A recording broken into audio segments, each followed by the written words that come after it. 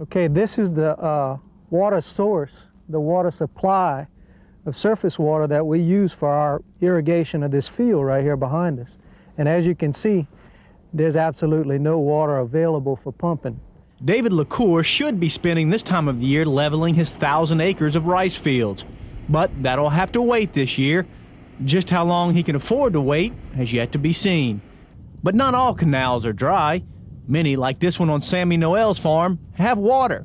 Problem is, it's too salty. 700 parts per million, huh? That's about 35, 40. Farmers get wary when salt content exceeds 600 parts per million. 600 parts per million equates to 35 grains per gallon. 35 grains per gallon is a minimum threshold for rice production in normal rainfall years. This year has been anything but normal. In the 70s, 80s, when it was at its worst, we had farmers coming in here. It was over 100. One or two places I've heard was about 250. A long-term problem that we're having is the buildup of salt and sodium in our rice fields. Only a handful of rice farmers are able to level their fields right now, and those that can are having to rely on their deep wells to fill their ponds, something many rice farmers here in the Mermentau Basin can't afford. The longer a farmer has to wait to prepare their fields, the longer they put off planting, if in fact they can plant at all. Well, salt was the first herbicide used in the history of civilization, sea salt. And it works real well. It'll kill just about everything that might grow. The saltwater problem in Vermilion Parish isn't only about rice, it's also about cattle, it's about crawfish, and on days like this, during this time of the year, it's also about ducks. This year, because of the low price of rice and disease problems and things we've had for the last couple of years, we did lease out 3 fields for duck hunting. Now, these duck hunters were very unhappy because we couldn't flood the fields because of the high salinity and wanted their money back. Charles Broussard's family has been farming here in Vermilion Parish since the 1800s. He can only remember a couple of other times when things were so severe. Once a little more severe in 1951 than it is now, and in 62 it was pretty much a comparable situation in 1962. But we had better cooperation. We're able to correct the problem more readily than we have at this time, and of course we experienced in a severe drought.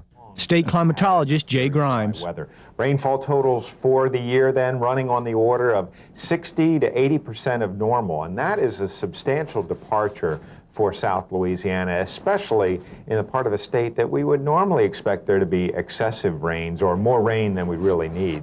Couple the lack of rain and low water levels with the tidal flows, and it's easy to see why saltwater has been making its way up the canals. One of the main ways of stopping or slowing the saltwater intrusion upon the land is locks or gates like here at Leland Bowman. Now this lock here, what it is a series of locks that as ships come in and out of the intercoastal, they open and close behind or in front of, making sure saltwater doesn't make its way upriver. Leland Bowman Lock mission is to supply fresh water, stop saltwater intrusion, try to have a balance between agriculture, wildlife, and the marine industry.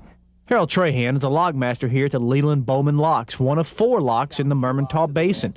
Their objective is to maintain the water level on the inland side at 2 feet above sea level. They also open and close these locks as little as possible, especially during these dry times, helping to ensure as little salt water as possible makes its way inland. The natural barrier between the Gulf of Mexico and Vermilion Parish rice fields and crawfish ponds are marshes. They act as barriers or buffers for hurricanes, as well as slowing the saltwater intrusion.